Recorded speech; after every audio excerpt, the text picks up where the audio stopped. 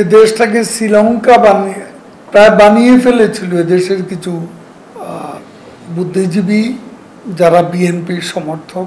সেখানে আজকে ইনফ্লেশন আছে বাংলাদেশে, অ্যারাউন্ড 10% ইনফ্লেশন আছে।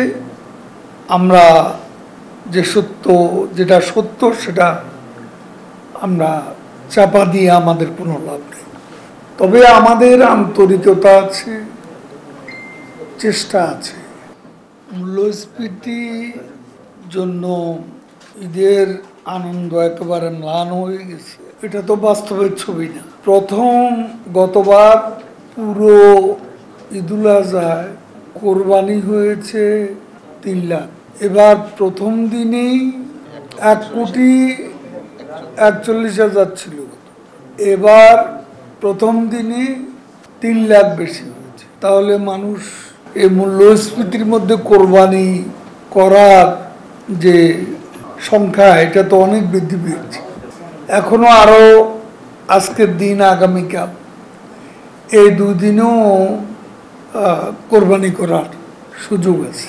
তারপর আমি আরো বলি, পদ্মা সেতুতে টোল আদায় হয়েছে 5 কোটি, বঙ্গবন্ধু সেতুতে টোল আদায় হয়েছে 4 কোটি। তাহলে সমস্যাটা বিএনপি আর ফখরুল সাহেবদের, মানুষের সমস্যা যেটা আমরা স্বীকার করি, যা বাস্তব তা অস্বীকার করে কারো কোনো লাভ নেই। আজকে আমরা তো আর্জেন্টিনার মতো 300% ইনফ্লেশন আমাদের নেই, পাকিস্তানের মতো 25% ইনফ্লেশনও আমাদের নেই, টার্কির মতো 70% ইনফ্লেশনের দেশও বাংলাদেশ। বিশ্বমানের থার্মিক্স রড, সালাম স্টিল থার্মিক্স, দেশের একমাত্র থার্মিক্স রড।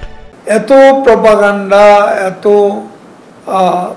সমালোচনা, এ দেশটাকে শ্রীলঙ্কা প্রায় বানিয়ে ফেলেছিল এদেশের কিছু বুদ্ধিজীবী যারা বিএনপির সমর্থক। সেখানে আজকে ইনফ্লেশন আছে বাংলাদেশে, অ্যারাউন্ড 10% ইনফ্লেশন আছে। আমরা